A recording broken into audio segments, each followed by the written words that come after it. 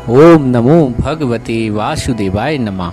श्री पद्म पुराण लक्ष्मी जी के प्रादुर्भाव की कथा, समुद्र मंथन और अमृत प्राप्ति। भीष्म जी ने कहा, मुने, मैंने तो सुना था लक्ष्मी जी क्षीर समुद्र से प्रकट हुई, फिर ये कैसे कहा कि भृंगु की पत्नी खयाति के गर्भ से उत्पन्न हुई? पुलस जी बोले, राजन, तुमने मुझसे जो प्रश्न किया उसका उत्तर सुनो। लक्ष्मी जी के उन जन्म का संबंध समुद्र से है, ये बात मैंने भी ब्रह्मा जी के मुख से सुन रखी। एक समय की बात है, दैत्यों और दानवों में बड़ी भारी सेना लेकर देवताओं पर चढ़ाई की। उस युद्ध में दैत्यों के सामने देवता परास्त हो गए। तब इंद्र आदि देवता संपूर्ण अग्नि के आगे करके ब्रह्मा जी की शरण में गए। माँ उन्होंने अपना सारा हाल ठीक ठीक कह सुनाया। ब्रह्मा जी ने कहा, तुम लोग मेरे साथ भगवान की शरण में चलो। यह कहकर वे संपूर्ण देवताओं को साथ ले क्षीर सागर के उत्तर तट पर गए और भगवान वासुदेव को संबोधित करके बोले, विष्णु, शीघ्र उठिए, इन देवताओं का कल्याण कीजिए। आपकी सहायता ना मिलने से दानव इन्हें बार बार परास्त करते हैं। उन्हें ऐसा कहने पर कमल के समान नेत्र वाले भगवान अंतर्यामी पुरुषोत्तम देवताओं के शरीर की अपूर्व अवस्था देखकर कहा, देवगण, मैं तुम्हारी तेज की वृद्धि करूंगा। मैं जो उपाय बताता हूँ उसे तुम लोग करो। दैत्यों के साथ मिलकर सब प्रकार की औषधियाँ ले आओ और उन्हें क्षीर सागर में डाल दो। फिर मंदराचल को मथानी और वासुकी नाग को नेति रस्सी बनाकर समुद्र का मंथन करते हुए उससे अमृत निकालो। इस कार्य में मैं तुम लोगों की सहायता करूंगा। समुद्र का मंथन करने पर जो अमृत निकलेगा उसका पान करने से तुम लोग बलवान और अमर हो जाओगे। देवादिदेव भगवान के ऐसा कहने पर संपूर्ण देवता और दैत्यों के साथ संधि करके अमृत निकालने के यत्न में लग गए। देव, दानव, दैत्य सब मिलकर सब प्रकार की औषधियाँ ले आए और उन्हें क्षीर सागर में डालकर मंदाचल, मथनी और वासुकी नाग को नेति बड़े बेग से मंथन करने लगे। भगवान विष्णु की प्रेरणा से जब सब देवता एक साथ वासुकी की पूंछ की ओर गए तो दैत्यों ने उनके वासुकी सिर की ओर खड़ा कर दिया। भीष्म जी वासुकी के मुख की सांस और विष अग्नि से झुलस जाने के कारण सब दैत्य निस्तेज हो गए और क्षीर समुद्र बीच में ब्रह्मवेताओं के श्रेष्ठ भगवान ब्रह्मा तथा महातेजस्वी महादेव जी कच्छ रूपधारी श्री भगवान विष्णु की पीठ पर खड़े हो अपनी भुजाओं से कमल की भांति मंदराचल को पकड़कर उसे तथा स्वयं श्री हरि कूर्म रूप धारण कर क्षीर सागर समुद्र भीतर दैत्यों के बीच में स्थित थे। वह मंदराचल अपनी पीठ पे लिए डूबने से बचाते थे।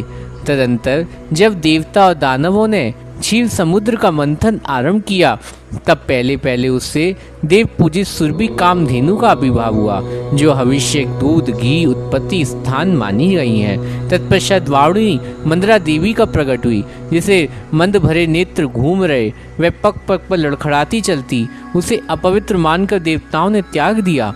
तब वह असुरों के पास जाकर बोली, दानवों, मैं बल प्रदान करने वाली देवी हूँ, तुम मुझे ग्रहण करो। दैत्यों ने उसे ग्रहण कर लिया। इसके बाद पुनः मंथन आरंभ होने पर पारिजात कल्प वृक्ष उत्पन्न हुआ, जो अपनी शोभा से देवताओं को आनंद बढ़ाने वाला।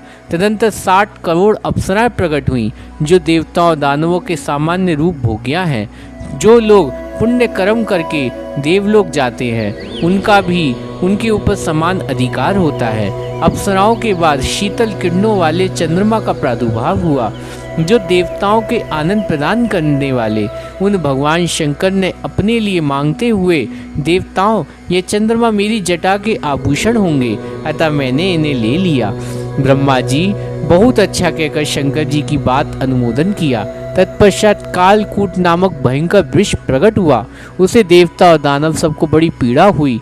तब महादेव जी ने स्वेच्छा से उस विष को लेकर पी लिया। उसके पीने से उनके कंठ में काला दाग पड़ गया। तभी से महेश नीलकंठ कहलाने लगे। क्षीर सागर से निकले हुए विष का अंश पीने से बच गया। उससे नागों ने सर्पों ने ग्रहण कर लिया। तदंतर उसने हाथ से अमृत भरा हुआ कमंडलू लिए धन्वंतरि जी प्रकट हुए। वे श्वेत वस्त्र धारण किए हुए वैद्य राज दर्शन सबका मन स्वस्थ एवं प्रसन्न हो गया।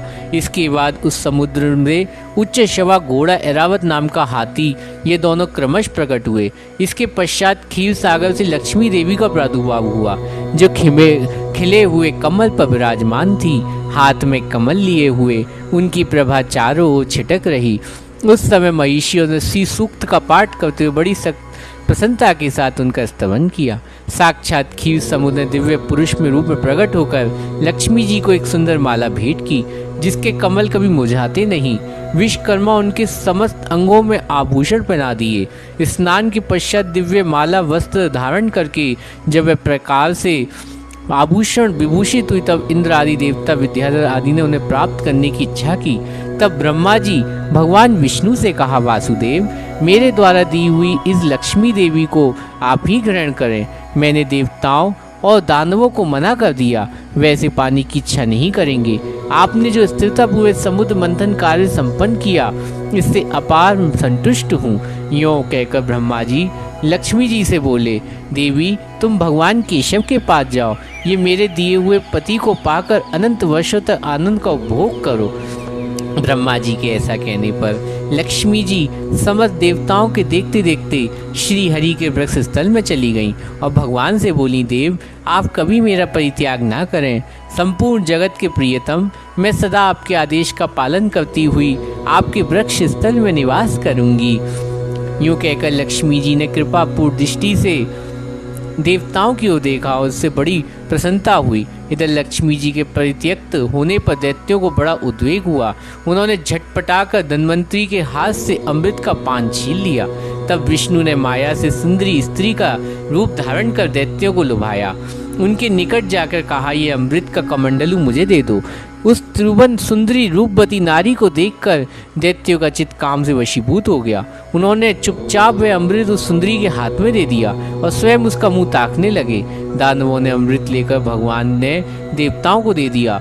इंद्र आदि देवता तत्काल उस अमृत को पी गए और ये दैत्यगण भांति भांति अस्त्र शस्त्र तलवार हाथ में लेकर देवताओं पे टूट पड़े, परंतु देवता अमृत को पीकर बलवान हो चुके। उन्होंने दैत्य सेना के परास्त कर दिया। देवताओं की मार पड़ने पर दैत्यों ने भागकर चारों दिशाओं की शरण ली। कितने ही पाताल में घुस गए।